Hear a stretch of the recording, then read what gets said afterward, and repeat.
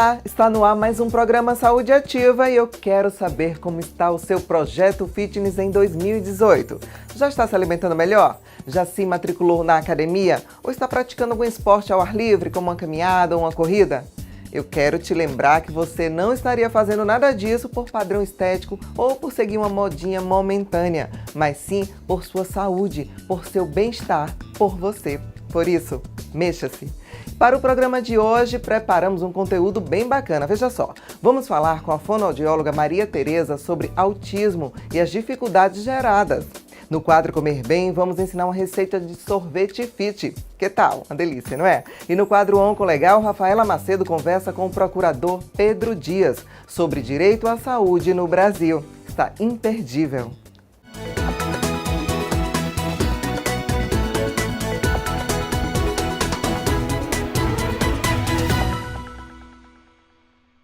Algumas pessoas com transtorno do espectro autista podem desenvolver dificuldades de aprendizagem em diversos estágios da vida, desde estudar na escola até aprender atividades da vida diária, como, por exemplo, tomar banho ou preparar a própria refeição.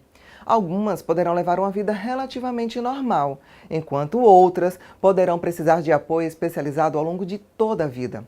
O autismo é uma condição permanente. A criança nasce e torna-se um adulto com autismo. Assim como qualquer ser humano, cada pessoa com autismo é única e todas podem aprender. Para saber mais sobre isso, eu fui conversar com a fonoaudióloga Maria Tereza. Vamos conferir? Roda VT. Os problemas de comunicação das crianças autistas podem ter uma grande variação e podem depender do desenvolvimento social e intelectual. É nesse momento que a fonoaudiologia se torna uma aliada e tanto. A criança autista tem um prejuízo muito grande interacional, nas habilidades sociais. E para o desenvolvimento da linguagem, a gente precisa dessa habilidade. Então, normalmente a linguagem está defasada por conta dessa questão social. Então, são crianças com alterações mesmo na linguagem, no desenvolvimento da linguagem. A maioria das crianças que chegam no consultório, elas não falam. Então, a gente começa o tratamento mesmo para o início do diálogo, né, da linguagem. Como é que o João chegou aqui?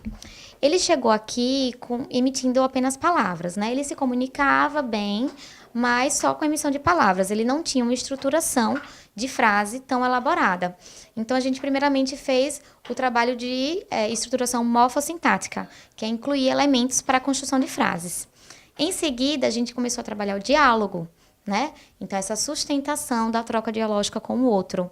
E atualmente a gente está na chamada teoria da mente, que é ele entender que o outro tem um pensamento, que o que ele fala vai interferir no outro. Então a gente vai caminhando junto. Lembrando que é sempre uma parceria. Psicólogo, terapeuta ocupacional, psicopedagogo e fonoaudiólogo. Olha só como esse paciente está. A evolução é gradativa, mas sempre muito significativa. Para provar, vou deixar que ele mesmo se apresente. Olá, meu nome é João Rodrigo, eu gosto de brincar de pega-pega. Faço atividade, tudo. E faço a reflexão do espelho. De acordo com Tereza Mainar, o tratamento divide-se em várias partes e não tem um prazo para ser concluído. No entanto, a evolução é notória desde os primeiros momentos. Estudos comprovam que desde bebê, algumas crianças já têm características autísticas, né? Então, a gente tem o IRD, que é o indicador de risco do desenvolvimento psíquico infantil, que já dá um direcionamento sobre possíveis alterações como o autismo. Atualmente, muitas crianças estão nascendo dentro do espectro, então os pais precisam estar atentos aos sinais, né? Quanto antes, melhor. Mas algumas crianças isso ocorre no desenvolvimento, que a gente tem a chamada poda neuronal, que acontece a partir de 1 ano e meio de idade, que a criança tem uma irregularidade na modificação neuronal e acaba perdendo coisas que não deveriam ser perdidas. E por isso, algumas crianças acabam tendo características autísticas após a poda. Agora vamos a um breve intervalo e na volta vamos aprender como preparar uma receita incrível de sorvete saudável. Que maravilha, não é? Não sai daí.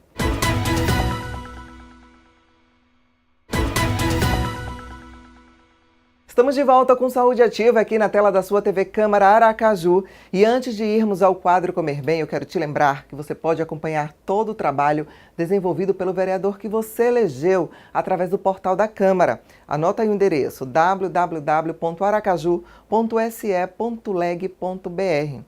E você sabia que é possível baixar o aplicativo TV Câmara Aracaju para iOS e Android e acompanhar toda a nossa programação de onde quer que você esteja? É muito fácil, baixe agora! E sim, chegou a hora do quadro Comer Bem, aquele momento mais gostoso aqui do Saúde Ativa. A nutricionista Carla Miranda preparou uma receita rápida, daquelas que ficam prontas em 5 minutos, dá para acreditar? Além disso, muito gostosa e saudável. Eu estou falando de sorvete. Confira! Olha, se você é daquelas que adoram praticidade na cozinha e também amam a sobremesa, mas não abrem mão de comer bem, de comer saudável, vai adorar o quadro de hoje. Eu convidei a Nutri Carla Miranda para preparar nada mais, nada menos, Carla, um sorvete. Exatamente, que história é essa? Gilmara. Conta para mim.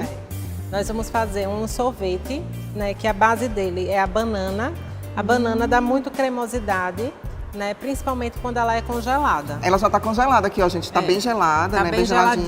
geladinha e é sempre bom que a gente congele ela já em rodelas. Mas por quê? Pra facilitar o processo de bater. Pra gente não quebrar o liquidificador, é não isso, quebrar né? o liquidificador, exatamente. E aqui você colocou quantas bananas, Carla? Não, a proporção é sempre de uma cumbuquinha para as frutas vermelhas. Mas você pode também usar outras frutas, pode ser abacaxi. Então deixa eu ver se eu entendi. A base do sorvete é a banana. É a banana. E aí o sabor é a fruta você- que a gente escolheu depois da banana. Exatamente. No caso Gilmara. aqui você escolheu frutas vermelhas. Aqui são frutas vermelhas, amora, framboesa e morango. Carla, aí por que a banana tem que ser a base? Qual é o valor nutricional dela? O que é que esse sorvete vai trazer de benefício? Então, Porque ele é super saudável, né? super Não tá- saudável. Vocês estão vendo açúcar aqui? Não tem açúcar, não tem adoçante, Então, não tem nada. A banana é uma fruta, né, rica em potássio, rica em carboidrato. Ela é energética, fonte de energia. Então, tudo que a gente pergunta, o que é que você come antes do treino? Uma banana, né? Um sorvete. Pode ser um sorvete. Pronto, agora vai ser o sorvete, né? Carla, e falar nisso, antes do treino, a gente poderia colocar, por exemplo, um scoop de whey aí nesse sorvete? Pode sim, pode botar o scoop de whey. E para quem gosta, Gilmara, de o paladar é um pouquinho mais doce, a gente pode polvilhar canela. A canela é um Nossa, eu alimento amo. termogênico, né? Exatamente. Mas combina com as frutas vermelhas? Combina. É para Olha aí a dica polvilhar, da não Nutri. para ser a base, né? Então você pode polvilhar um gergelim, uma castanha, aí já vai ser outro valor nutricional. Entendi, né? dá pra dar essa Mas incrementada, né? Incrementada, exatamente. Mas mais simples do que isso, impossível. Gente, eu acho que essa é a receita mais prática que a gente já preparou aqui. Exatamente, aí você deixa no freezer, quando tiver aquela vontadezinha de comer o doce, aí vai lá e bota uma tacinha. Tá vendo aí? Eu quero ver qual vai ser a sua desculpa agora. Não tem desculpa. Porque eu sou uma formiga, não tem, Não gente. tem. Já deixa lá congelado. Ó, banana. Me diz aí o que tem difícil, não tem, né, Carla? Exatamente. Muito prático. Então vamos lá, mão na massa. Vamos lá. Só precisa também de um liquidificador, né? Não Só precisa de precisa de nenhum um equipamento liquidificador. sofisticado. Nada, Que nada, talvez você nada, não tenha aí nada na sua disso. casa. Liquidificador Exatamente. todo mundo tem, né? É possível, né? A banana. Exatamente, a banana. E aqui as frutas vermelhas, né? Também lavadas e congeladas, sem nenhum mistério. Não, aqui mesmo, Gilmara, na verdade eu comprei aquelas polpas, aquelas sacolinhas já de frutas congeladas. Gente, mais prático Mais ainda. prático ainda, né? Porque aqui não tem adição de nenhum conservante, nada. Só são as frutas congeladas mesmo, então Se você a gente pode comprar- congelar Mas se a gente comprar a fruta fresca e congelar, e também dá certo. É ótimo, porque assim, o que, é que a gente, como nutricionista, aconselha? É que você não tenha desperdício em casa. Então, quando as frutas vão ficando mais amadurecidas e você não tem como usar, congele. Porque ali você vai poder fazer um suco, você vai poder fazer essa base desse sorvete. Olha que vida difícil. A fruta tava lá estragando. Você É. não permite, né, o desperdício. Você congela e vira o quê? Um sorvete. Gente, Ai, que bom já. demais. Vamos bater então. Vamos bater então. Vamos lá. Tem que ser com calma, certo, gente? Vai batendo aos poucos, né? Não precisa pôr água, nada. aí Nada, dentro. nada. Ele vai formar. Vai formar toda a cremosidade do sorvete mesmo. É a banana que dá essa cremosidade. Então vamos lá.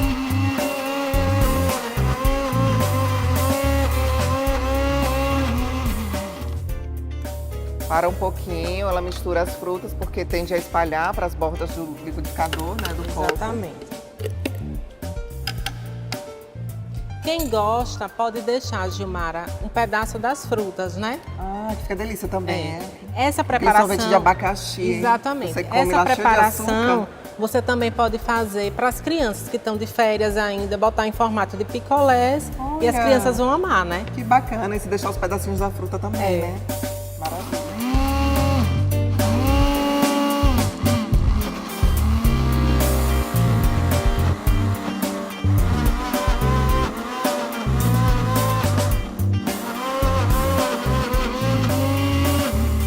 Já tá ficando com cara de sorvete, gente. Já. A cara tá ótima, já tá me dando água na boca. Depois vai pro congelador de novo? Pro freezer? Aí depois o que é que você faz, Gilmara? Eu aconselho que bote um pouquinho no congelador, porque aí a gente consegue fazer as bolas mesmo, entendeu? Ah, bacana.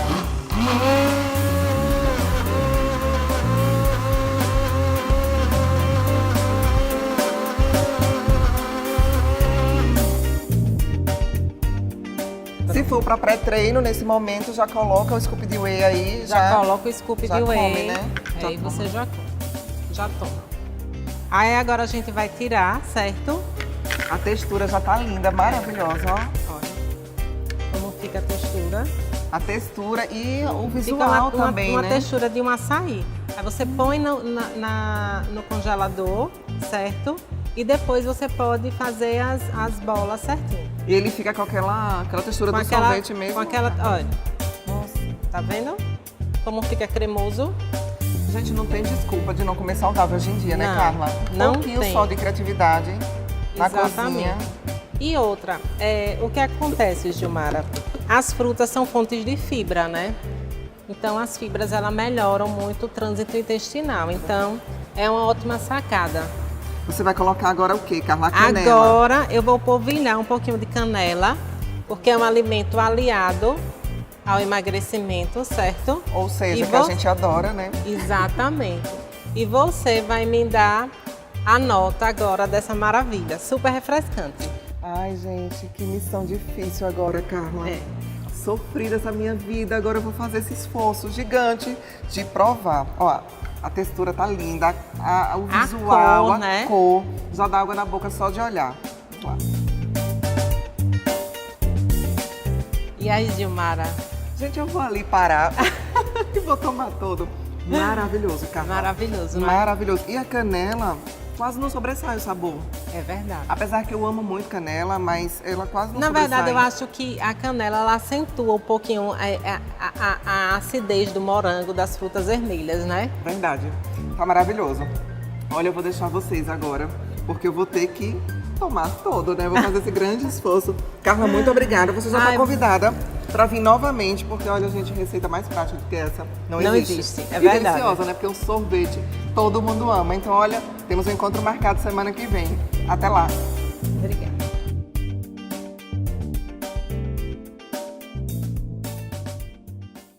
Viu só que delícia? Agora vamos a um breve intervalo e na volta teremos o quadro Onco Legal. É bem rapidinho, não sai daí.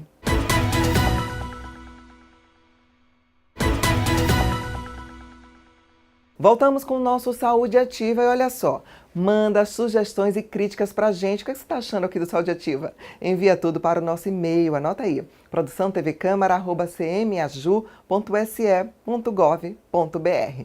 E agora sim, chegou a hora do quadro Onco Legal com Rafaela Macedo.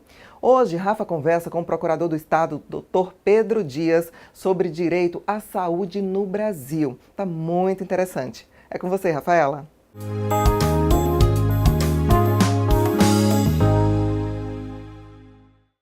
Oi, Gil, tudo bem com você? Você tá linda, arrasa como sempre, né? Pois é, gente, a gente vai falar hoje sobre o direito à saúde no Brasil. Você tem dúvidas sobre o direito à saúde? Vamos esclarecê-las todas hoje aqui. E para isso, eu trouxe uma pessoa bem especial. Na verdade, para mim, é o maior civilista aqui do estado de Sergipe, né? Dr. Pedro Dias, seja muito bem-vindo ao nosso quadro Onco Legal de Saúde Ativa. Ele que é advogado, procurador do Estado, mestre em Direito Público, mestre em Direito, né, na verdade, e vai falar, seja muito bem-vindo. Tá, joia. Muito obrigado. Muito obrigado aqui pela oportunidade. Na verdade, quando a gente começa a analisar o direito à saúde, né, a gente verifica que ele não é um direito que vem de hoje, né?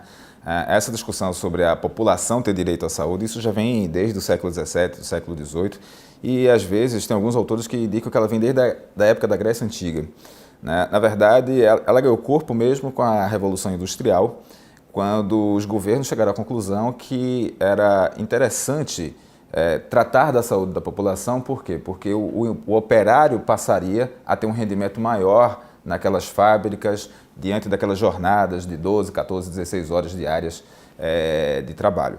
Então, de lá para cá, isso veio sendo reinterpretado, né? E hoje você tem um panorama atual, né, aqui no Brasil, que é diferente do resto do mundo, tá? Onde, pela Constituição, a pessoa teria o direito ao tratamento, né, de saúde patrocinado pelo Estado. E aí, de que forma seria isso? Quando a gente começa a analisar a situação de outros países, né, a gente verifica que, por exemplo, nos Estados Unidos, a saúde pública também não é lá essas coisas todas, como as pessoas pensam. Muita gente às vezes fala dos Estados Unidos ou de um outro país, mais ou menos como fala do seu vizinho, né? Acha que tudo ali é perfeito, maravilhoso, que a grama dele sempre é mais verde, mas na verdade também tem seus problemas, né? Tem seus problemas crônicos, né? E uma coisa que chama a atenção é que quando a gente começa a comparar também, não só a questão da saúde pública, como os planos de saúde, né? A situação dos planos de saúde, a gente começa a verificar as diferenças de legislações entre os países. Os Estados Unidos hoje, a gente fazendo uma comparação direta com eles, eles têm um sistema de saúde pública que não é lá essas coisas todas, e tem um sistema de saúde privada que lembra o sistema do Brasil antes da legislação do plano de saúde que veio em 1998. O que é que acontece, por exemplo, hoje nos Estados Unidos? Se você perde um dedo ou 2 dedos aqui da mão, você vai fazer uma cirurgia, e essa cirurgia lá é muito cara, ela vai custar em torno de $50 mil, uma cirurgia dessa.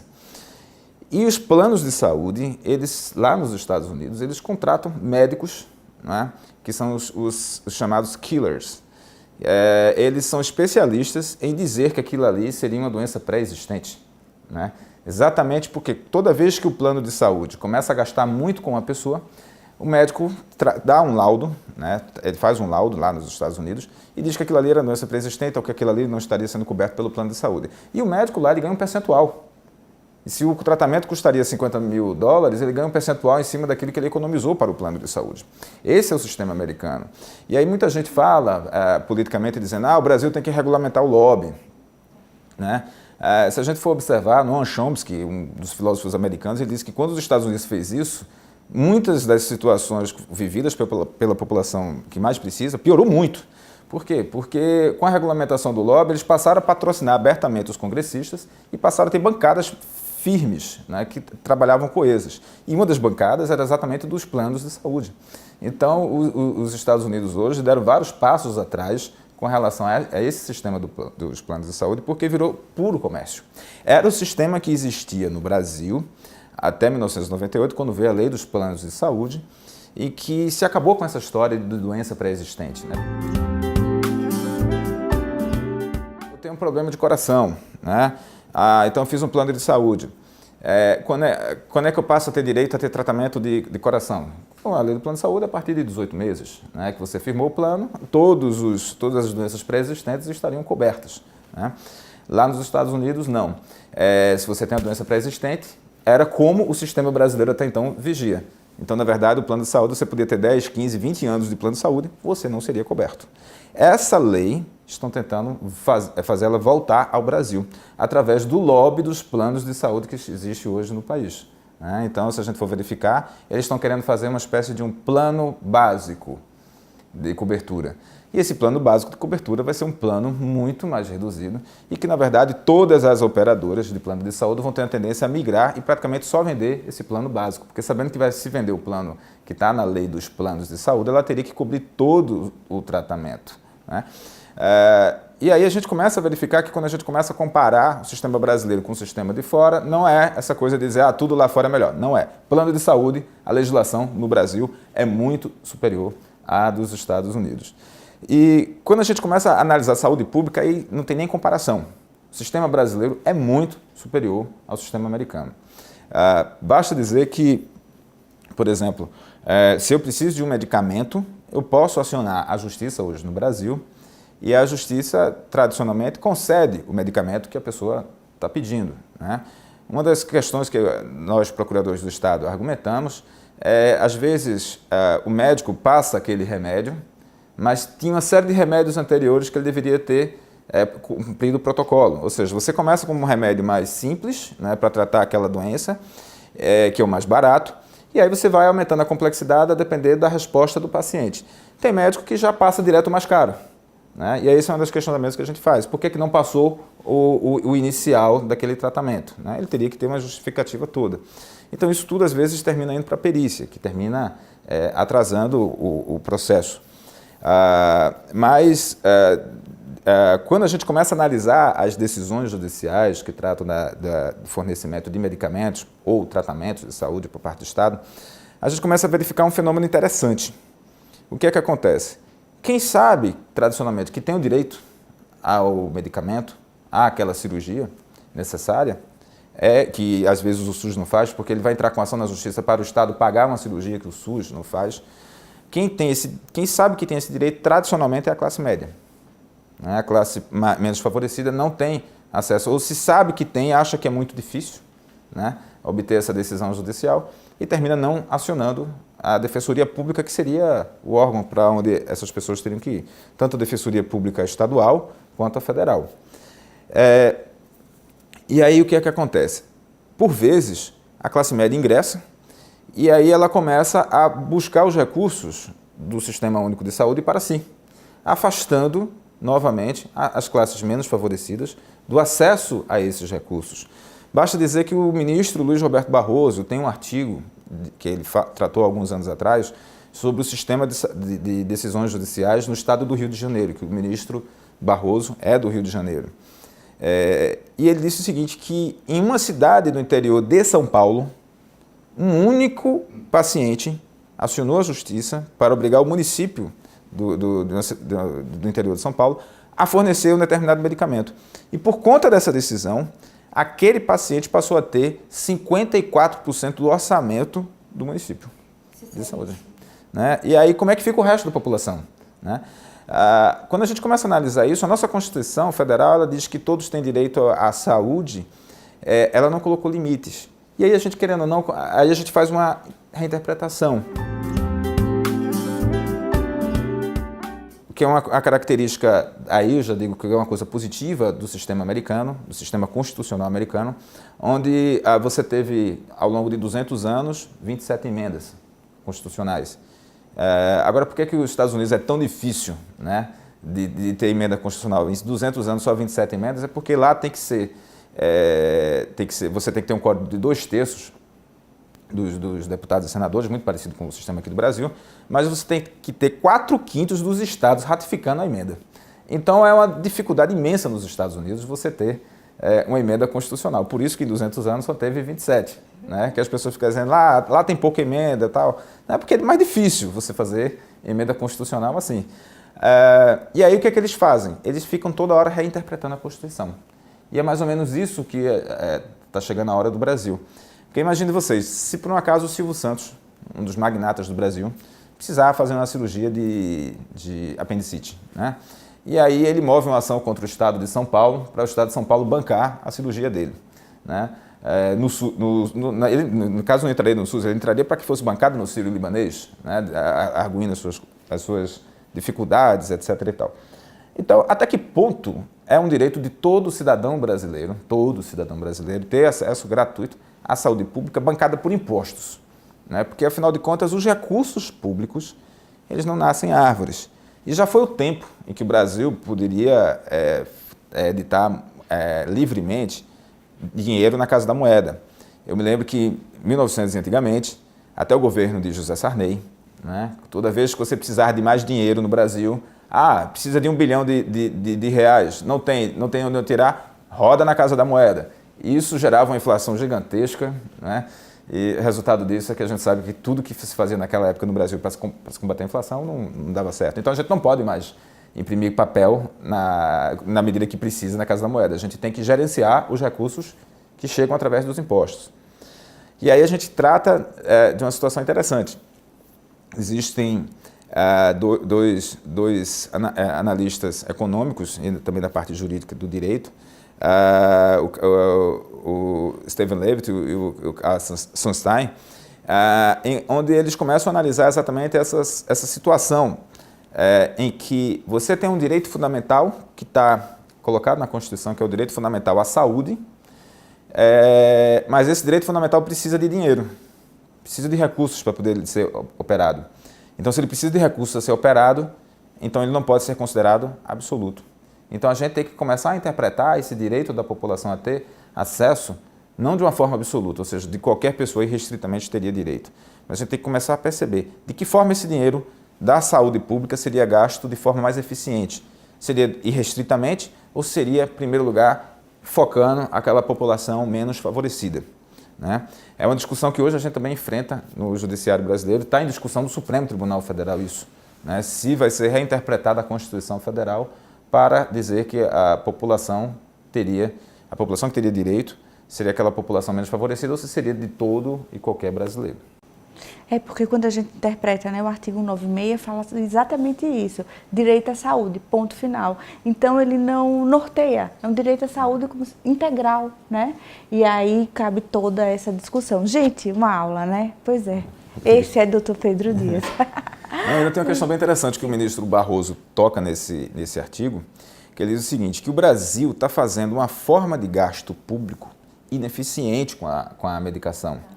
Por quê? Porque você está esquecendo de investir na prevenção. O Estado do Rio de Janeiro, em determinado ano, gastou 4 vezes mais com medicamentos judiciais do que com saneamento básico. Ao invés de você investir na prevenção, para você diminuir os custos de eventuais tratamentos da população, você está direcionando a verba toda para a medicação, praticamente toda para a medicação, e quase nada para a prevenção. Qual é a consequência disso? No outro ano você vai ter que gastar mais dinheiro com medicamento e, consequentemente, você vai ter menos recursos para a prevenção. E é isso uma bola de neve, um círculo vicioso, né? E que termina demonstrando como o problema do Brasil precisa ser melhor interpretado.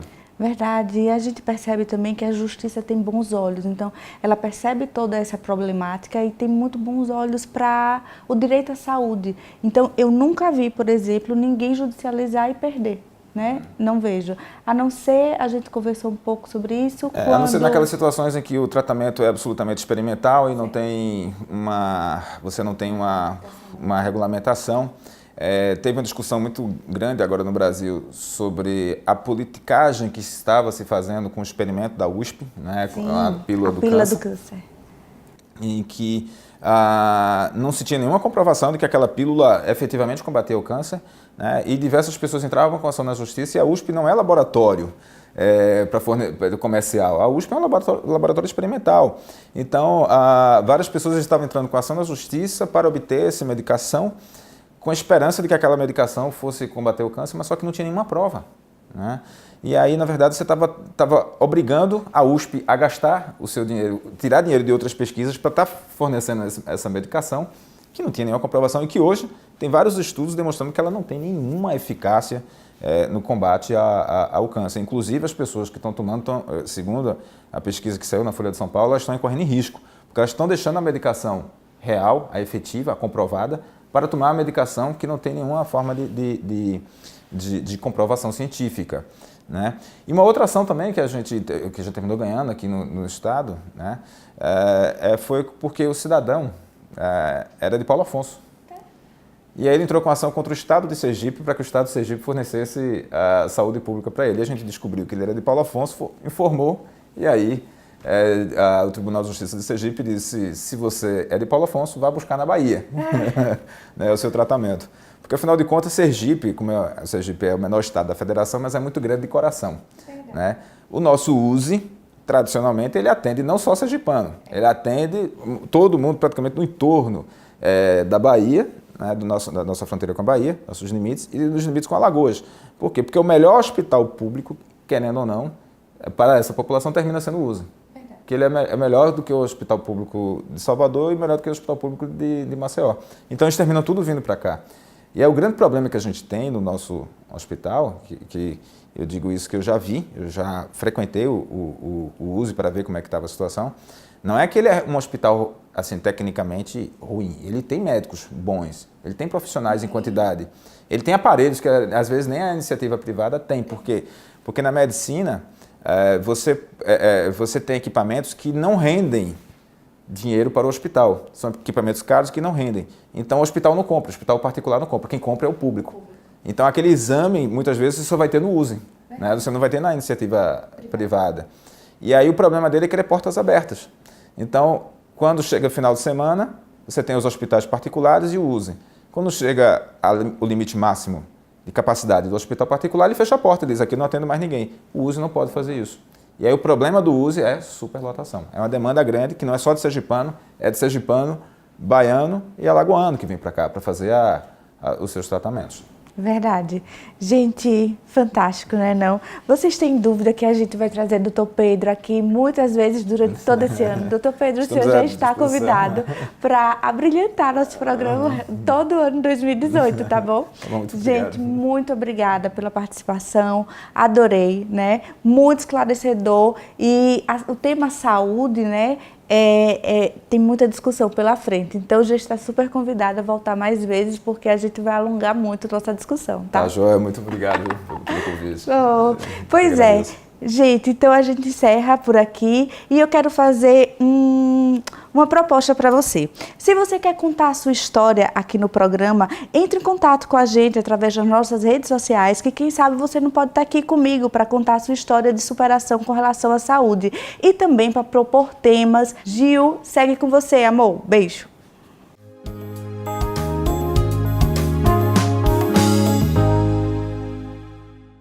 Obrigada, Rafa. Gente, o Saúde Ativa termina aqui. Mas não esqueça, hein? Temos um encontro marcado toda semana aqui na sua TV Câmara, o seu canal legislativo municipal. Inclusive, lembrando mais uma vez, antes de me despedir, que você pode baixar o aplicativo da TV Câmara Aracaju, tanto para iOS quanto para Android, e acompanhar toda a nossa programação de onde quer que você esteja. Fique com Deus e até semana que vem. Tchau, tchau.